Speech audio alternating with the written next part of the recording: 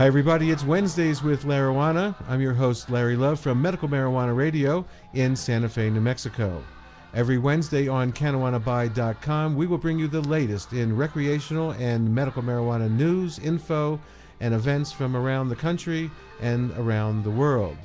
This week, I found a really interesting article on theweedblog.com, and when I read the title, it just really resonated with me. And here it is. Remember when people grew marijuana for quality, not quantity? This is written by Johnny Green. Johnny goes on to say, 2 days ago, an older friend came by and visited me for the first time in a while.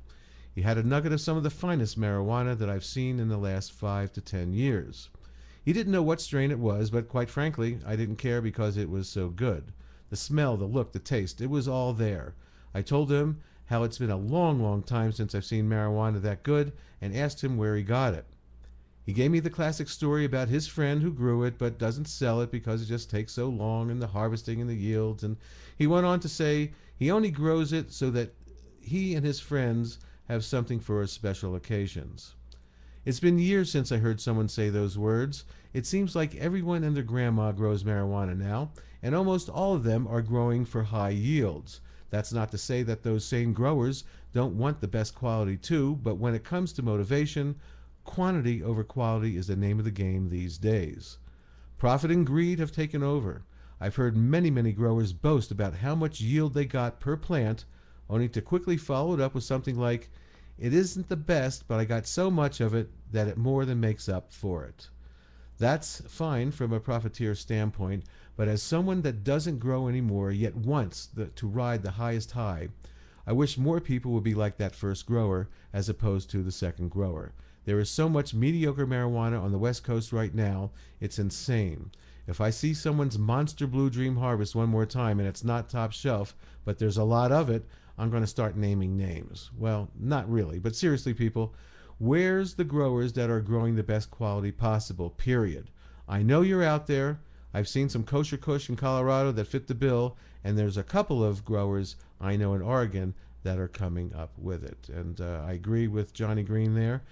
Most of the dispensaries are growing for quantity and not quality. I hope that'll change soon. Now, talking about different strains, this is an article from the LA Weekly in California.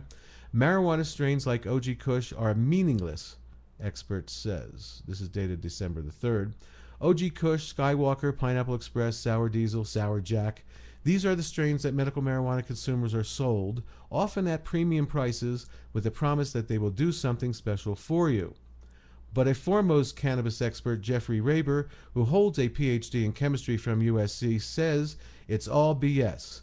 Those names don't mean anything, and a forthcoming study that he's working on will prove it, Raber tells us. In fact, he even disputes the commonly held notion that the two polar types of weed, indica and sativa, produce opposing effects, specifically that an indica is more of a depressant and sativa is more of an upper.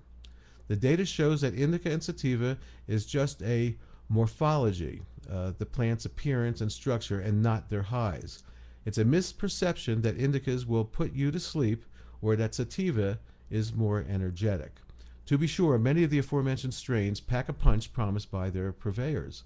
But beyond that, especially when it comes to projections of stimulations or relaxation, head trips versus body highs, and strain-specific cures and treatments, it's a crapshoot, Raber says.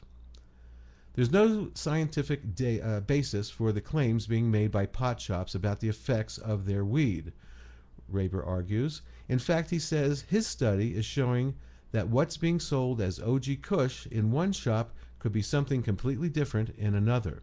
Most people don't even know, he says. We look at a popular name like Jack Herrera and found that most didn't even look like each other. OG whatever, Kush whatever, and the marketing that goes along with it. It's not really medicinally designed. Raber's company, The Workshop, provides testing for medical marijuana dispensaries so that they can sell pesticide-free weed that has been verified. The strain study that he's working on is analyzing more than 1,000 brands of cannabis sold at pot shops, Raber says.